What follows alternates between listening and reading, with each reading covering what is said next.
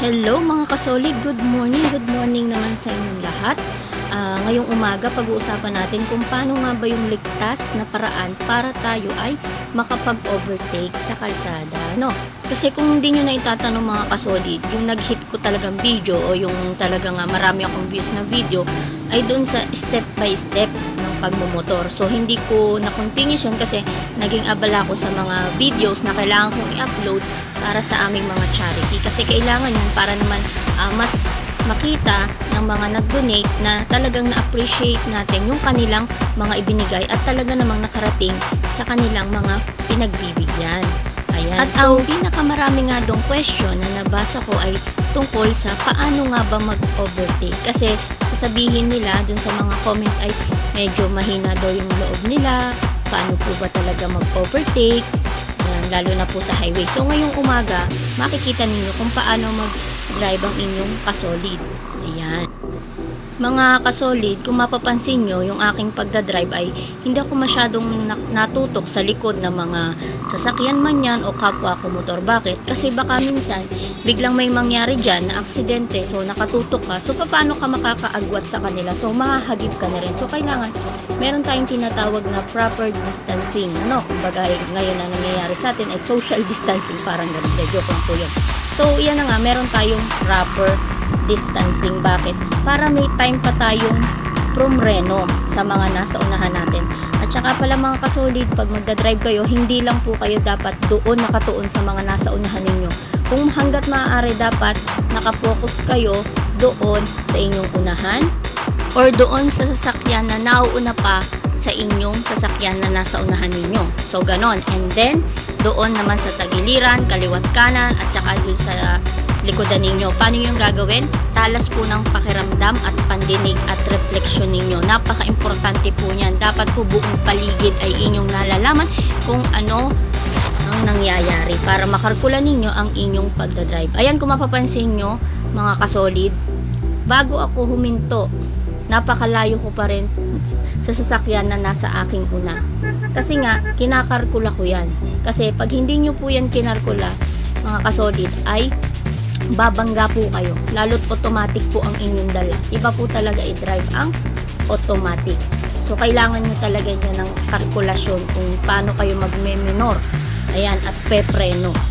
Kasi kaya marami pong na-aksidente sa scooter nga or sa automatic is hindi po porke na pinireno nyo yan ay titigil po siya ng kusa. So, hindi po siya kakagat. Lalo na po na yung kakagat po, ibig sabihin yung preno. Kasi automatic nga po siya. Hindi po kagaya ng may mga cambio na, di ba kung mapapansin nyo, yung mga primera, segunda, may ano po yan eh. Kumbaga may proper timing po yung mga gear na yan. Halimbawa, naka-primera ka, hihingi pa uli yan na kailangan mag-second gear. Halimbawa, ganitong ibig kong sabihin, mga kasolid, naka-primera kayo. So, tatakbo yan hanggang mga 5. So, pag mag-aabot ka na ng 10 km or kph, hihingi na po yan ng cambio. Doon po yun sa mga decambio na motor. Ayan. Or manual. Hindi po kagaya ng automatic na silinyador lang po ang gamit. Kaya pag nagkamali po kayo ng pihit or napasobra inyong pihit, hindi nyo po agad na ibalik ang inyong silinyador or throttle grip, ay tsak, may kalalagyan po kayo na aksidente. So yan yung sinasabi ko sa inyo na mga dapat yung matutunan bago kayo magpaandar, lalo na especially sa automatic na motor. So ito na nga mga kasolid, pinapasok na nga natin yung lugar papunta sa Ibaan, Batangas. Mga kasolid, papunta tayo sa Ibaan, Batangas doon sa aking ka-rider. So may dadalhin tayong another donation na naman galing sa isang sponsor natin na magdo-donate nga po sa charity natin sa darating na December 21 para po sa mga special child. So balik tayo mga kasolid sa ating topic ngayong araw na to, kung paano nga ba mag-overtake sa ligtas na paraan. Nakikita nyo ba o napapansin nyo sa kalsada natin ngayon mga kasolid na merong putol na linya, putol-putol na linya, I mean dito sa may bandang kaliwa. So diyan ka lang pwedeng mag-overtake. Pero dito sa kanan hindi pwede kasi hindi siya putol-putol or single lane siya. Ayan, yun yung ibig sabihin.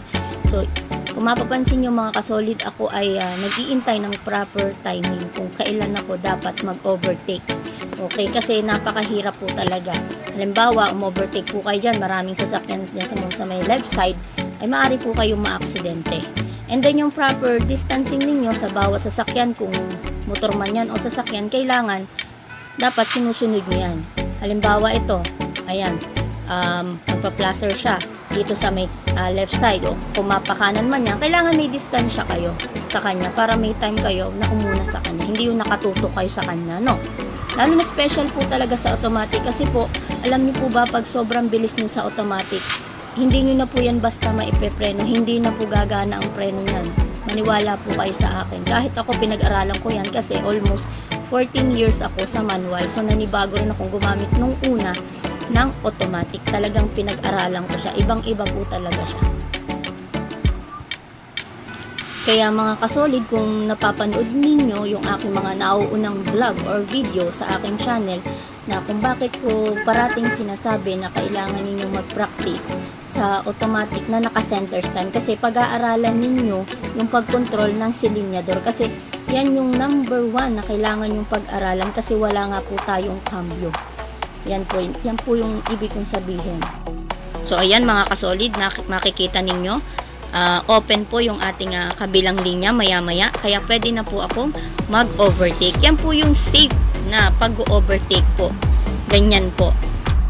At para mas maunawaan ninyo kung ano nga ba ang pagkakaiba ng automatic at manual, yung may mga cambio po na first gear, second gear, third gear na motor, ay kasi po halimbawa naka-primera kayo, yan po ay inapakan nyo po yung primera, pinaandar ninyo, at pag na-reach na niya, yung tamang takbo lang niya, halimbawa hanggang 5 lang niya, yung speed niya, yung makikita nyo naman sa speedometer, hihingi na po uli yan ng pan-second gear niya.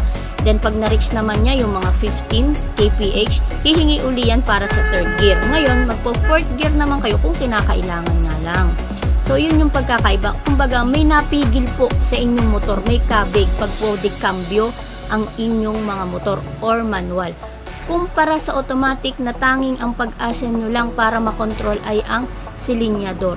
Kaya, importante po na yun po ang inyong mapag-aralan bago kayo gumamit ng isang automatic. Sumunod pa po ang mga preno kung paano nyo po kukontrolin.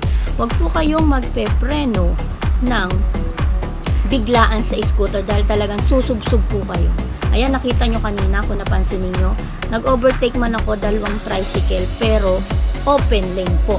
So ganyan po ako kaswabe mag-overtake. Hindi po ako nag-overtake sa kalsada ng may kasalubong sa kabilang kalsada. Kahit pa malayo yung sasakyan na yan, I don't care, kasi hindi ko alam kung yan po bang makakasalubong ko sa kaliwang linya ay napakabilis po ba.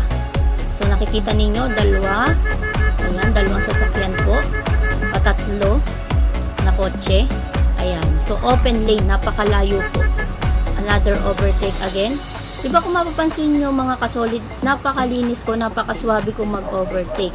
So, dapat yan yung mga pag-aaralan nyo. Kasi yan yung marami kasing tanong sa aking step by step na pagmumotor. Paano po ba?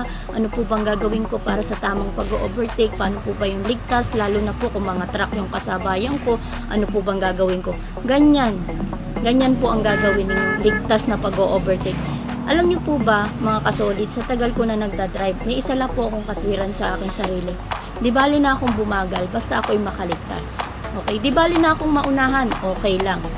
Huwag po tayong papatol na halimbawa nasa kalsada tayo, naunahan tayo, hahabulin natin. Diyan po maraming aksidente mga kasolid. Yan, kung mapapansin nyo kung paano ko mag-overtake. Okay?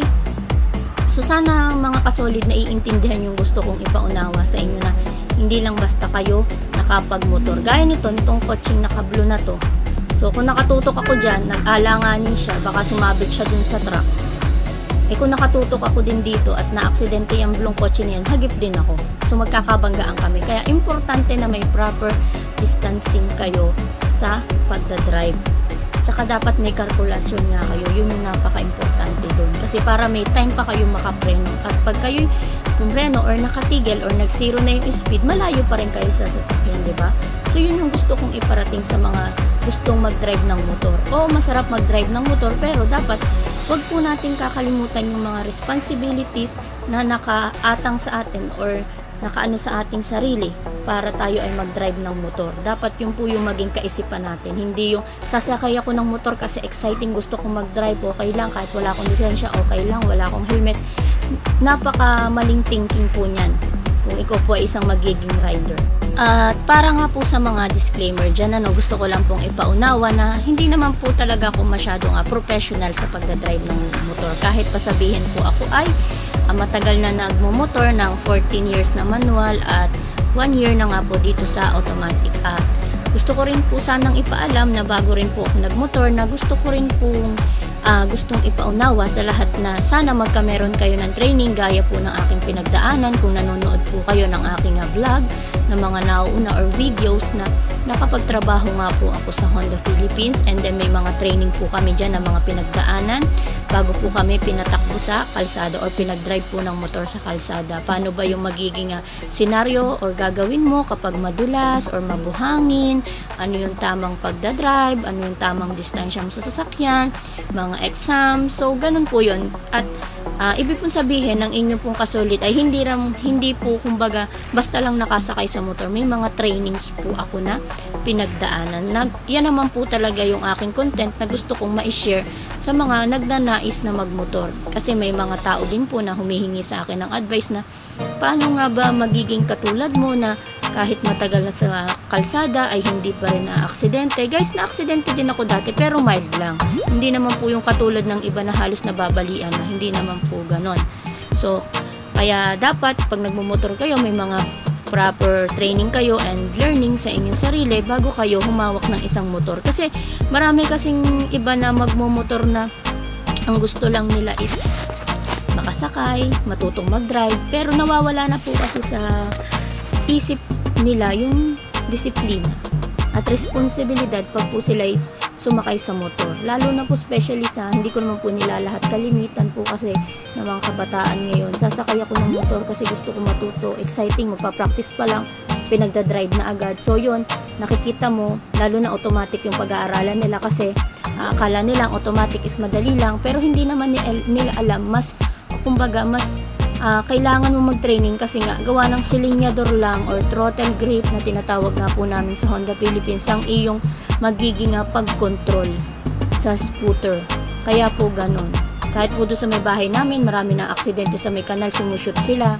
Then pag tinatanong ko sila, bukod sa may lisensya ba sila o wala, kung bakit ano nangyari, ang sasagot lang nila sa akin, bakit po ganun, nagpreno naman ako, sumute pa rin po ako sa kanal. So, kasi nga, hindi nila alam na ang scooter, kahit ipreno mo yan, lalo't mabilis ka at napasobrang iyong silinyador, hindi na po yan kakagat ang preno or gagana ang preno.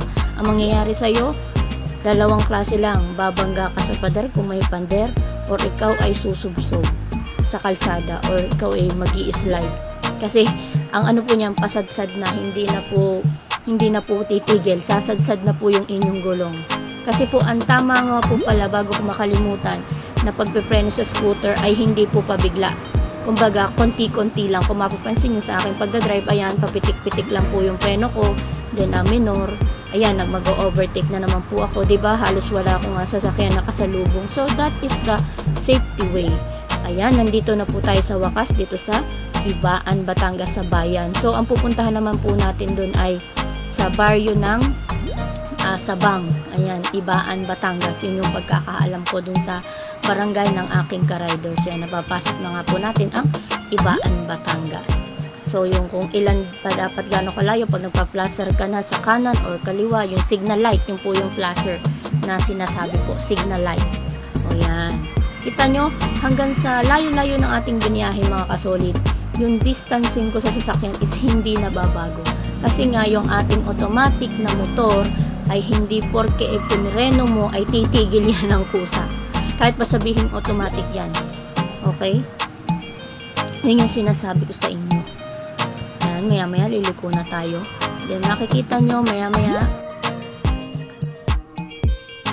nga po na ako po ay mag-i-speed up ng hanggang 100 kph or 100 km per hour. So, paano ko po ba ginagawa yon? Abangan nyo mamaya.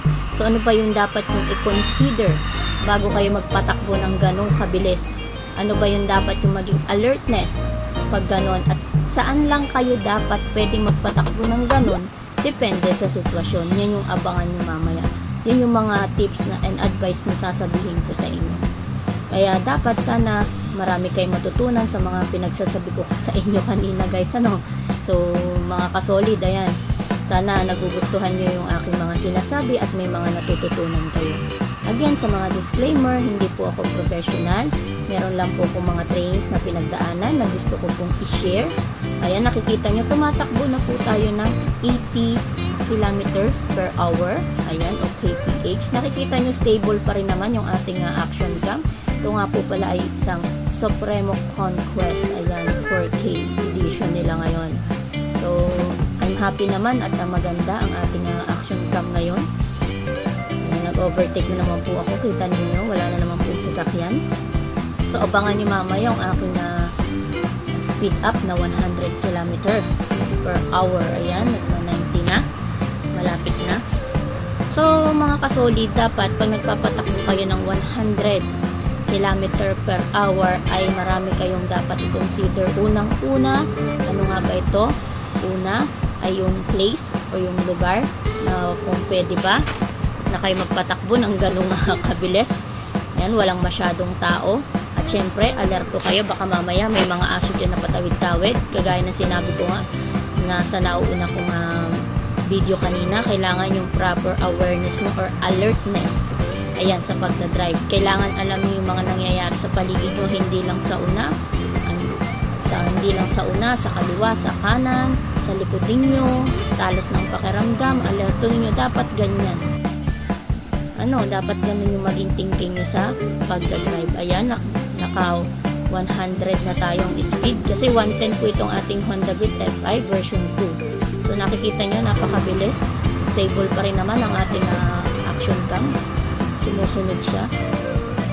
So napakaganda naman itong ating action cam. So sana guys, marami kayong natutunan sa mga sinabi ko ngayong araw na to. At ito na nga mga kasolid, malapit na tayong lumiko sa bahay ng aking isang ka-rider or ina ng aming grupo. Makikita nyo siya mamaya. Dala-dala nga po natin yung ating donation para sa mga special child. So makikita nyo rin dito yung kuha ng ating action cam ay kahit medyo magalaw yung kalsada ay sumusunod naman po siya. So guys, hanggang dito na lang mga kasolid yung aking video. So mega shoutout po sa lahat ng aking mga subscribers, lalo na po sa aking solid mga ka-rider, Ma'am si Rose Perez, Ma'am si Neri, Pops si Kim, ayan, Pops si Jeric, ayan, yan po kasi ang mga tawagan namin, Ma'am si at Pops si, ayan, Pops si JF, Ma'am si Jaja, ayan. Maraming salamat po sa inyo. Sa lahat po ng aking mga subscriber din, also kay Nanay ng Kusina, kay Alma Chen, yan, maraming salamat po. So hanggang dito na lang guys. So sana nag-enjoy kayo sa ating video at marami kayong natutunan. At kung meron naman kayong mga comment, please comment down below. At syempre huwag nyo naman kalimutan i-subscribe ang inyong kasolid, kasi alam nyo ba, pag halimbawa pinalad tayo dito sa YouTube, lahat naman po ng ating mga blessing ay isi-share nga po natin sa ating charity. So sana suportahan nyo po ako, dahil yun po talaga ang aking pinaka-mission dito sa aking YouTube channel. Bukod sa magturo sa tamang pagmumotor, ay ang pagtuturo na din po ng tamang pakikipagkapwa at pagmamahal sa ating kapwa at pagtulong. So maraming salamat. Hanggang dito na lang yan. Makikita ninyo ang aking ina ng grupo. Ayan. Nakangiti sa aking pagdating. Maraming salamat. Hanggang dito na lang po. Thank you for watching.